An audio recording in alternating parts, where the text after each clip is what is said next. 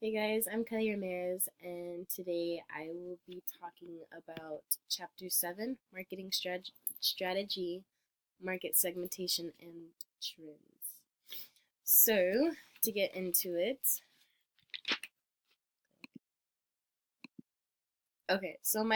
the question that I am choosing is what are the benefits of using market segmentation?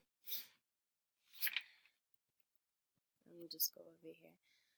So, the more effective use of marketing dollars, clear understanding of the needs and wants of selected customer groups. So, just pretty much getting a nice understanding of your clients' visions and how you can contribute to what they're looking for, and just overall having more relationship with the marketer. More effective positioning. So just the actual location, having the best interest for your location, and um, just making it more accessible and better for you. Greater precision in selecting promotional vehicles and techniques. So this one just goes to like the geographical that I will explain to you here in a little bit. Promotional methods, navigation, websites, and pretty much the reasons for market segmentation. Just ask yourselves the who, what, when, where, and why type of thing. But for um, which market segments should we pursue? Pretty much the what are they looking for in your types of services? So just depending on which segmentation, which I will explain to you here in a little bit, which segmentation is going to be best suitable for you and your business. How do we develop our marketing programs to be best fit in their needs and wants? So how is it just going to make your life easier? Um, and then where do we promote our services? How are we going to get you out there, your name, your brand, and when did you want to promote it, essentially? So some criteria for effective segmentation.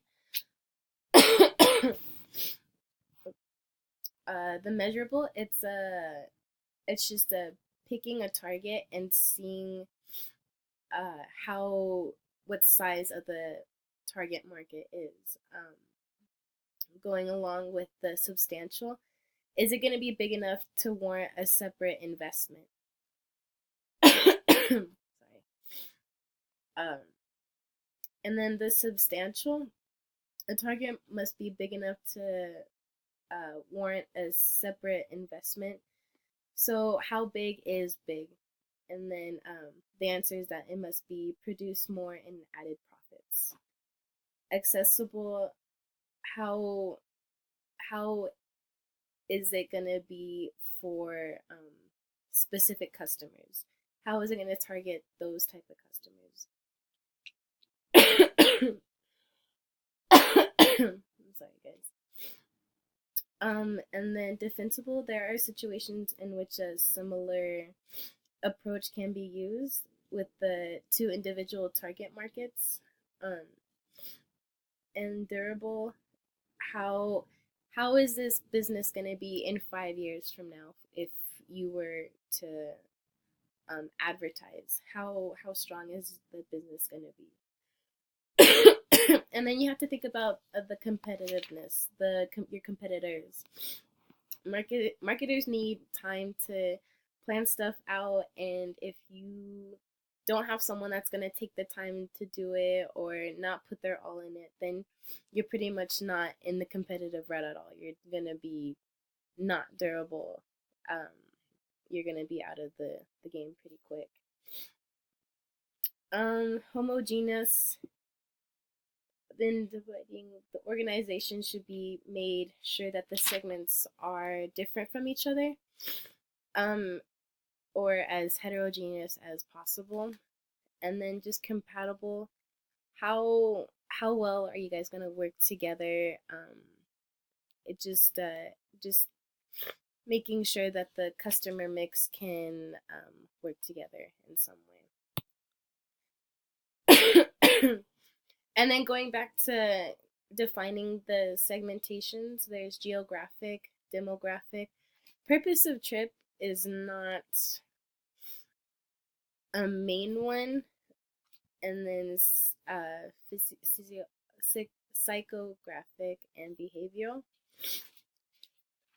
So just to explain purpose of trip segmentation really quick, it is to introduce the concept of dividing hospitality and travel markets according to the primary of the customer's trip. And then the most important is for like corporate businesses in the travel market. And then I have a video to explain the other ones.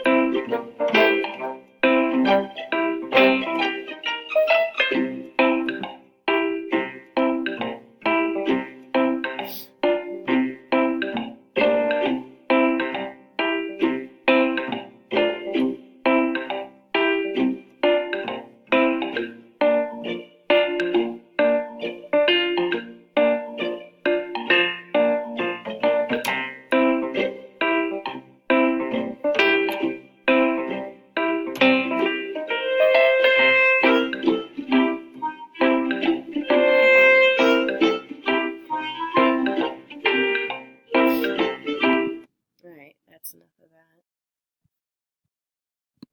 Okay. And then with some trends with the segmentations, baby boomers, they are more active. They are the most active generation that we have as far as older people goes. They're just walking outside more. They want to stay healthy. It says that they're getting more engaged in the book as older people. People in general just want to stay healthy. They want to eat healthy. They like to go to the spas. The LGBT community is very active in it. It's very much alive in the marketing world. Going green, I just think that's a given, and that's what a lot of hospitality, travel industries are trying to go for, is going green. What's the next big thing of going green?